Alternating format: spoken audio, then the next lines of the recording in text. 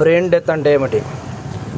భారీ యాక్సిడెంట్స్లో వ్యక్తి తీవ్రంగా గాయపడినప్పుడు అవయవదానం సమయంలో బ్రెయిన్ డెత్ అనే పదాన్ని మనం ఎక్కువగా డాక్టర్లు నోట నుంచి వింటూ ఉంటాం. మెదడుకు తీవ్రంగా మానటానికి వీల్లేని విధంగా దెబ్బ తగిలినప్పుడు బ్రెయిన్ డెత్ సంభవిస్తుందని వైద్యులు చెబుతుంటారు. ఆక్సిజన్ అందకపోవడం వల్ల వీరిలో మస్తిష్క మూలం, మెదడులోని అతిపెద్ద భాగమైన సెరిబ్రమ్తో పాటు అన్ని భాగాలు దెబ్బతింటాయి. ఇలాంటి స్థితిలో ఆ వ్యక్తి ఆరోగ్య పరిస్థితుల్లో ఎలాంటి మార్పు కనిపించదు. అయితే ఆ వ్యక్తి శరీరంలో కీలక అవయవాలు పనిచేయడానికి అవసరమైన చికిత్సను బయట నుంచి అందించే అవకాశం ఉంటుంది. బ్రెయిన్ డెత్ను ఆ వ్యక్తి చికిత్స పొందుతున్న ఆసుపత్రిలోనూ న్యూరోసర్జన్, ఆసుపత్రి అడ్మినిస్ట్రేట్, చికిత్స చేసే వైద్యుడు, వేరే ఆసుపత్రికి చెందిన డాక్టర్ ధృవీకరించాల్సి ఉంటుంది.